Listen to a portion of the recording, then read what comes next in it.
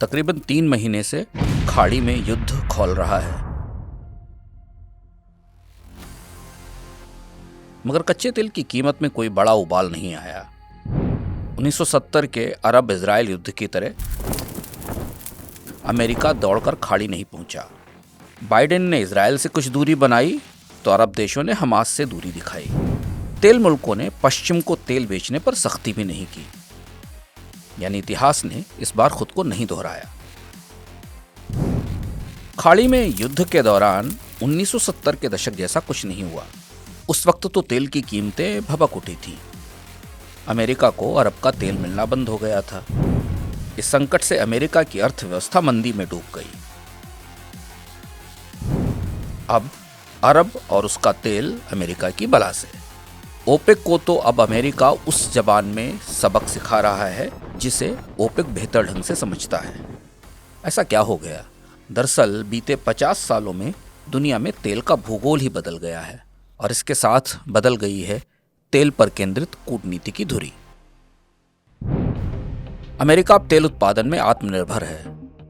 आत्मनिर्भर ही नहीं, निर्यातक भी हो गया है। और ये सब किसकी वजह से हुआ? ना तो कोई राजनेता, ना कोई डिप्लोमेट, ना कोई अर्थशास्त्री, बल्कि एक जुनूनी वाइल्ड कैटर, यानी गैर पारंपरिक तरीकों से तेल खोजने वाला एक उद्यमी जिसने अमेरिका में तेल उद्योग की सूरत बदल दी। अगर आप जॉन डी रॉकफेलर के बारे में सोच रहे हैं तो ये बात इतनी पुरानी नहीं है। ये मामला तो अभी का है, अभी हुआ है और अब हो रहा है। पलटते हैं इतिहास के पन्ने, खनक उठते हैं किस्सों के सिक्के।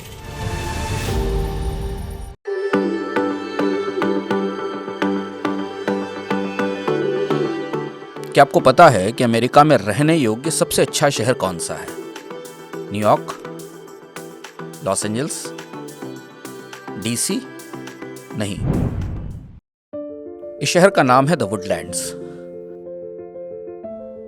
ह्यूस्टन टेक्सास के उत्तर में पाइन के जंगलों के बीच बसा यह शहर नगर नियोजन और प्रकृति के सहचर्य की अनोखी दास्तान है। इसके साथ यह आर्थिक रूप से भी सफल शहर है।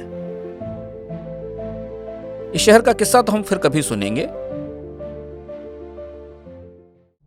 मगर कच्चे तेल के बाजार में अमेरिका ने जिस तरह ओपेक देशों को आईने में उतारा है, अमेरिका को उसकी ताकत देने वाली शख्सियत इसी शहर से जुड़ी थी। या यूं कहें कि यह शहर उसी शख्सियत ने बसाया था जिसका नाम था जॉर्ज पी मिशेल। अमेरिका के तेल उद्योग की आधुनिक तस्वीर मिशेल ने बनाई, जो कई मायनों में जॉन डी रॉकफेलर जैसी है। रॉकफेलर ने 19वीं सदी में अमेरिका में तेल उद्योग की शुरुआत की थी। मिशेल भी टेक्सास से थे, जो हमेशा से अमेरिका के तेल उद्योग का गढ़ रहा है। मिशेल खालिस वाइल्ड कैटर थे, यानी ऐसे उद्यमी जो अपनी पूंजी लेकर निकलते थे और जगह जगह तेल के कुएं तलाशते थे। अलबत्ता मिशेल आम वाइल्ड कैटर से कुछ ज्यादा ही जुनूनी थे। ऑयल इंजीनियरिंग में नए प्रयोग करने की धुन थी उन्हें, इसलिए उनकी खासी दक्षता थी ऑयल से जुड़ी हुई तकनीकों में। वह 1980 का दशक था। अमेरिका पर ओपेक देशों के ऑयल एम्बार्गो की छाया लंबी होकर मंदी में बदल गई थी। अमेरिका का तेल उद्योग रॉकफेलर दौर से बाहर निकल रहा था। तेल के कुएं उत्पादन में कमजोर थे। आयात पर निर्भरता बुरी तरह बढ़ती जा रही थी। और इस सब के बीच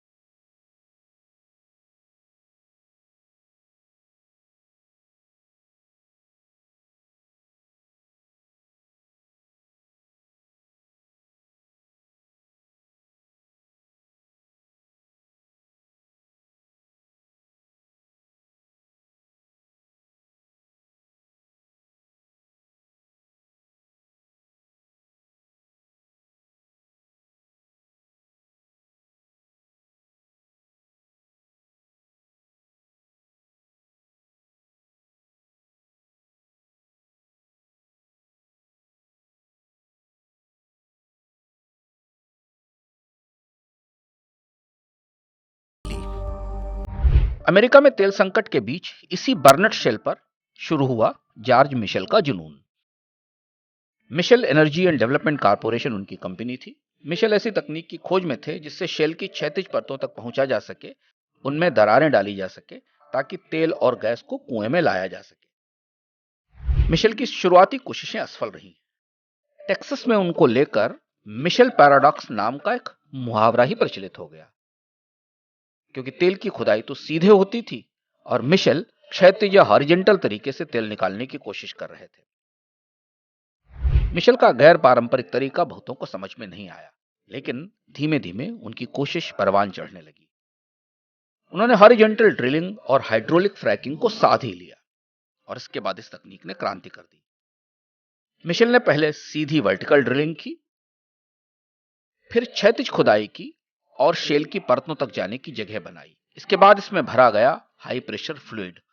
इसमें होते हैं पानी, केमिकल और रेत के कुछ दाने, जिन्हें प्रोपेंट्स कहा जाता है। यह फ्लूइड शेल की परतों में जाकर दरार डालता है, इसी को फ्रैकिंग कहते हैं। रेत के दाने इन दरारों में जाकर फंस जाते हैं और फिर तेल और गैस बाहर निकलने लगती है।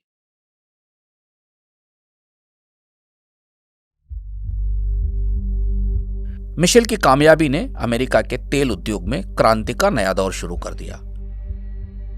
सन 2000 तक यह तकनीक विकसित और प्रभावी हो गई। 21वीं सदी के पहले दशक में अमेरिका की शेल चट्टानें इतना तेल और गैस उगलने लगी कि देश इसका उत्पादन ही संभाल नहीं पाया। आज अमेरिका में कुल उत्पादन की करीब 72% ड्राई गैस मिशेल के इसी करिश्मे से आती है, जो करीब 27 ट्रिलियन क्यूबिक फीट है। जबकि अमेरिका में 66% यानी करीब 2.83 बिलियन बैरल तेल इन्हीं परतों से निकाला जाता है। अमेरिका तेल उत्पादन में आत्मनिर्भर तो कब का हो गया, वह दुनिया का दूसरा सबसे बड़ा उत्पादक है और आज सऊदी अरब, रूस और इराक के बाद चौथा सबसे बड़ा निर्यातक भी। यह फ्रैकिंग की ही ताकत है कि अरब में युद्ध के बावजूद अमेरिका का तेल दुनिया के तेल बाजार में तेजी को रोकता है। अमेरिका के तेल का निर्यात अब यूरोप से लेकर एशिया तक होता है। नई तकनीकों से शेल ऑयल की लागत $35 प्रति बैरल तक आ गई है, जो दुनिया में सबसे सस्ते तेल उत्पादक देश रूस के लगभग बराबर है। हालांकि सऊदी का तेल अभी भी इससे सस्ता पड़ता है। जॉर्ज पी मिशेल ने अपने जुनून से अमेरिका में तेल का इतिहास बदल दिया। ऊर्जा में कमजोर एक मुल्क केवल 30 साल में दुनिया में तेल की नई ताकत बन गया। अमेरिका के लोग जॉर्ज मिशेल को पर्यावरण के हितैषी के तौर पर भी याद करते हैं, जो आमतौर पर एक तेल उद्यमी के लिए कुछ असंगत सी प्रतिष्ठा है, क्योंकि तेल उत्पादकों को तो पर्यावरण को दूषित करने वाला माना जाता है। दरअसल उन्हें यह प्रतिष्ठा मिली द वुडलैंड शहर बनाकर, जिसमें रहना हर अमेरिकी का सपना है। यहां मिशेल एक वाइल्ड कैटर से ग्रीन सिटी बिल्डर हो गए। तेल उद्योग जॉर्ज पी मिशेल को इंजीनियरिंग और विज्ञान के महारथी के तौर पर याद करता है, मगर मिशेल हमेशा कहते थे कि लोग मुझे वैज्ञानिक कहते हैं, पर मुझे कोई गलतफहमी नहीं है, मैं एक वाइल्ड कैटर हूं, वैज्ञानिक नहीं। तो यह था आज का किस्सा। बने रहिए मनी 9 के साथ। समझ है तो सहज है।